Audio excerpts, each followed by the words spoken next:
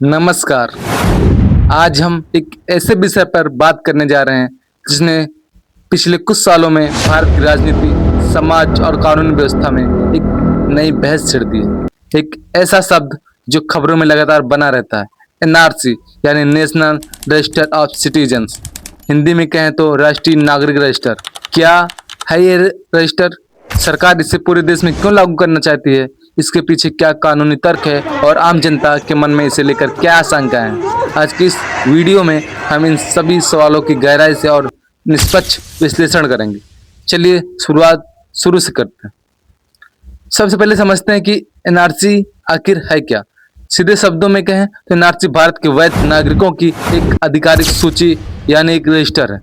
इस रजिस्टर का एकमात्र उद्देश्य यह पहचानना है कि भारत की सीमा के भीतर रहने वाला कौन सा व्यक्ति कानूनी रूप से भारत का नागरिक है और कौन सा व्यक्ति अवैध प्रवासी, मतलब इलीगल इमिग्रेंट। आपको यह जानकर हैरानी होगी कि एनआरसी कोई नया विचार नहीं है। भारत में पहली बार नागरिक रजिस्टर साल 1951 में तैयार किया गया था, जो उस साल की जनगणना पर आधारित था। लेकिन उसके बाद दशकों तक इसे पूरे देश के स्तर पर अपडेट नहीं किया गया। वर्तमान में भारत का एक इकलौता राज्य असम है जहां एनआरसी को अपडेट किया गया है। असम में एनआरसी का इतिहास वहां हुए बड़े जन आंदोलनों और 1985 के असम समझौते से जुड़ा हुआ है।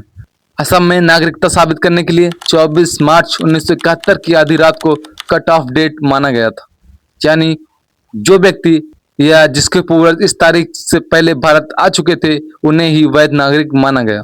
अब सवाल उठता है कि सरकार इसे असम के बाद पूरे देश में क्यों लागू करना चाहती है? इसके पीछे सरकार के क्या मुख्य उद्देश्य और तर्क हैं? आइए इन्हें मुख्य बिंदुओं के माध्यम से समझते हैं। पहला है राष्ट्रीय सुरक्षा। सरकार का सबसे बड़ा तर्क राष्ट्रीय सुरक्षा को लेकर। भारत की सीमाएं कई देशों से मिलती हैं और पिछले कुछ दशकों में बड़े पैमाने पर अवैध घुसपैठ हुई है। सरकार का मानना है कि बिना किसी आधिकारिक रिकॉर्ड के देश में रह रहे अवैध प्रवासियों की पहचान करना असंभव है। सुरक्षा एजेंसियों के मुताबिक अवैध घुसपैठ देश की आंतरिक सुरक्षा के लिए एक बड़ा खतरा बन सकती है। दूसरा, संसाधनों पर बढ़ता दबाव। भारत दुनिया की सबसे बड़ी आबादी वाला देश है। हमारे पास जमीन, पानी, रोजगार और स्वास्थ्य सुविधाएं सीमित हैं। सरकार का तर्क है कि देश के संसाधनों पर पहला हक भारत के वैध नागरिकों का है। अवैध रूप से रह रहे लोगों के कारण स्थानीय नागरिकों के हक, नौकरियां और सरकारी योजनाओं का लाभ उन तक नहीं पहुंच पाता जिनके लिए वे बनी हुई है। तीसरा, जनसांख्यिकी बदलाव, मतलब डेमोग्राफिक चेंज। देश के कई सीमावर्ती राज्यों जैसे पश्चिम बंगाल, असम, अवैध प्रवासियों की वजह से वहां की मूल आबादी का संतुलन बदल गया है। इसे डेमोग्राफिक चेंज कहा जाता है। सरकार का मानना है कि इससे स्थानीय संस्कृति, भाषा और राजनीतिक प्रतिनिधित्व पर असर पड़ता है। एनआरसी के जरिए सरकार इस संतुलन को दोबारा ठीक करना चाहती है। और चौथा, कानूनी संप्रभुता, मतलब लीगल सुवर्निटी। दुनिया के लगभग हर विकसित और संप्रभु देश जैसे अमेरिका, यूके या यूरोपीय देश के पास अपने नागरिकों का एक पुख्ता डेटाबेस होता है।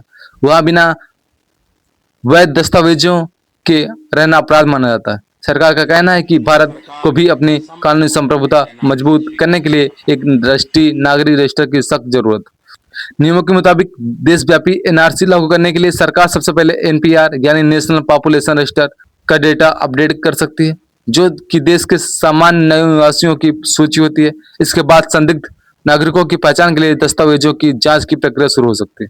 लेकिन इस पूरी प्रक्रिया को लेकर देश के बड़े हिस्से में और जानकारों के बीच कुछ गंभीर चिंताएं हैं जिन्हें समझना जरूरी है। पहला है दस्तावेजों की समस्या। भारत में आज भी एक बहुत बड़ी आबादी ऐसी है जो गरीब है, अशिक्षित है या बेघर है। कई बार बाढ़ या प्राकृतिक आपदाओं में लोगों के दस्तावेज नष्ट हो जाते हैं। ऐसे में यह डर है कि जो लोग सदियों से यहीं रह रहे हैं वे सिर्फ कागजात न होने के कारण अपनी नागरिकता कैसे साबित करेंगे। दूसरा, असम का अनुभव। असम में जब एनआरसी की प्रक्रिया पूरी हुई तो करीब 19 लाख लोगों के नाम अंतिम सूची से बाहर रह गए। इनमें बड़ी संख्या में स्थानीय गरीब लोग और महिलाएं भी थी जो अपने पूर्वजों से जुड़ाव साबित नहीं कर पाए। इस अनुभव ने पूरे देश में एक डर का माहौल बनाया है। और तीसरा, भारी खर्च और प्रशासनिक चुनौती।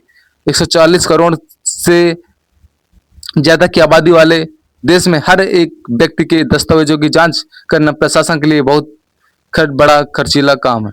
असम में ही इस प्रक्रिया में सालों लग गए और करोड़ों करोड़ रुपए खर्च हुए। तो साथियों, कुल मिलाकर निष्कर्ष के तौर पर हम कह सकते हैं कि एनआरसी के सिक्के के दो पहलू हैं। एक तरफ जहां सरकार का यह सोचना बिल्कुल सही है कि एक संप्रभु राष्ट्र के पास उसके नागरिक का सटीक रिकॉर्ड होना चाहिए ताकि राष्ट्रीय सुरक्षा और संसाधनों की रक्षा की जा सके। लेकिन दूसरी तरफ लोकतांत्रिक देश होने के नाते यह भी बेहद जरूरी है कि इसकी प्रक्रिया इतनी पारदर्शी, सरल और मानवीय हो कि किसी भी असली भारतीय नागरिक को प्रताड़ित न होना पड़े और ना ही कोई वैध नागरिक कागज के एक टुकड़े की कमी कारण बेगाना हो। भविष्य में जब भी सरकार इसे पूरे देश में लागू करने का आधिकारिक कदम उठाएगी तो सबसे बड़ी चुनौती देश के हर नागरिक को भरोसे में लेने और एक सुरक्षित पारदर्शी व्यवस्था तैयार करने की होगी। इस विषय पर आपकी क्या राय है? क्या पूरे देश में एनआरसी लागू होनी चाहिए? कमेंट सेक्शन में अपनी राय जरूर साझा करें और वीडियो को अंत तक सुनने के लिए धन्यवाद। और वीडियो को लाइक कर दें दोस्तों, और चैनल पर पहली बार आ रहे हैं तो चैनल को सब्सक्राइब करना ना भूलें।